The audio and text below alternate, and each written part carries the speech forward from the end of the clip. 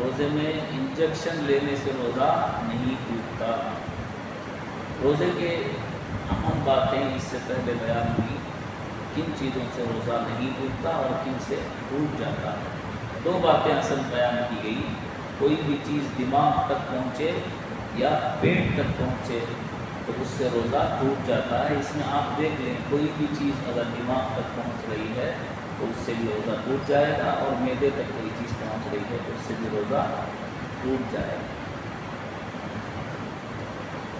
اب انجیکشن لینے میں جسم کے کسی حصے تک کوئی چیز نہیں پہنچ رہی ہے تو لہذا روزہ نہیں ٹوٹے گا۔ ہاں، ایک شرط اس میں یہ ہے، آدمی طاقت کے لیے، روزے کی کمزوری کو دور کرنے کے لیے اگر انجیکشن لگانا چاہے تو اس کی اجازت نہیں ہوگی۔ روزے میں کمزوری دور کرنے کے لیے، طاقت حاصل کرنے کے لیے اگر انجیکشن لینا چاہے تو اس کی اجازت نہیں ہوگی۔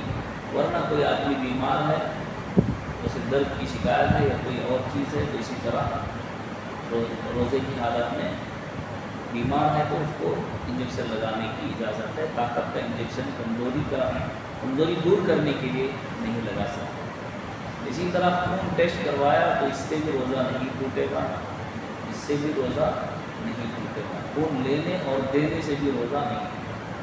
ہاں، اگر کوئی آدمی روزے کی حالت میں کسی دوسرے کو خون دینا چاہتا ہے، سخت مجبوری کی حالت ہے کہ کسی کی جان بچانا اگر مقصود ہے تو خون دینے کی اجازت ہے، لیکن اتنا کمزور ہو جائے کہ بھی اس کا روزہ خراب ہو جائے، اس کے روزے میں جو ہے کمزوری آ جائے تو اس کے لیے مکروہ ہوگا۔ اور اگر کوئی بات ہے، کوئی مسئلہ اگر اس میں ہے تو آپ حضرات پوچھ سکتے ہیں۔ بیان ہوا کے بعد میں یہاں پر بیٹھا، ویسے کوئی پوچھتا نہیں ہے، یا تو سب کو سب کچھ معلوم ہے یا تو سب کو کچھ نہیں معلوم ہے، دو ہی باتیں ہیں۔ یا تو سب کو سب کچھ، سب مسائل معلوم ہے اسی لیے پوچھتے نہیں، یا تو سب کو کچھ نہیں معلوم ہے، ضرورت نہیں۔ دونوں ہی باتیں ہیں، دونوں بھی اگر نہیں ہے تو کوئی نہ کوئی اس میں ضرور سوال پوچھنا۔ آدمی پوچھنے میں شرماتا ہے۔ اگر چپل ٹوٹ جائے تو موچی کے سامنے کھڑا ہو کر اسے سلوانے میں، اس کے سامنے بیٹھ جانے میں، اس کے سامنے جھک جانے میں شرم محسوس نہیں کرتا، لیکن ایک عالم کے پاس، ایک حافظ کے پاس ایک مسئلہ جاننے میں، قرآن سیکھنے میں شرم محسوس کرتا ہے، اس میں شرم محسوس کرتا ہے۔ آدمی کی ضرورت ہے، نہیں آتا سیکھے۔ صاف کہتا ہے قرآن پڑھنا نہیں آتا، جس سے قرآن نازل کیا گیا ہے، جس کے لیے وہ کہتا ہے کہ مجھے پڑھنا نہیں آتا۔ نہیں آتا ہے تو سیکھے۔ 30 ہی حرف ہیں، ایک مہینے میں 30 دن ہیں، روزانہ ایک حرف سیکھے گا تو 30 دن میں 30 حرف سیکھ لیا۔ 30 قاعدے، نورانی قاعدے کے ہیں کہ کس طرح قرآن پڑھیں، زبر کو کیا کہتے ہیں، زیر کو، تنوین کیا ہے، قاعدے کو جانے۔ 30 قاعدے ہیں، روزانہ ایک قاعدہ پڑھ لے، 30 2 مہینے ہو گئے کہ ایک مہینے میں حروف کو پہچان لیا، دوسرے میں قاعدہ پہچان لیا، اور پڑھنے کا انداز، کہاں غلطی ہوگی کہاں نہیں ہوگی، کس طرح پڑھنا ہے، ایک اور مہینہ لگا لے۔ 3 مہینے میں قرآن کریم کو پڑھنا سیکھ جائے گا۔ 30 سال گزر گئے، سفید بال نکل آئے ہیں، اب بھی مسلمان کہتا ہے کہ مجھے قرآن پڑھنا نہیں آتا۔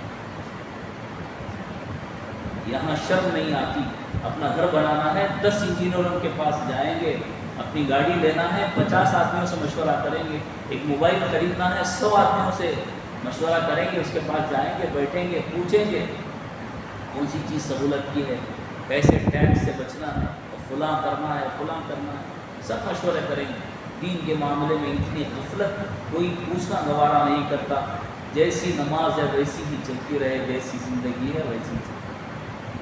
اللہ ہم سب کی حفاظت فرمائے۔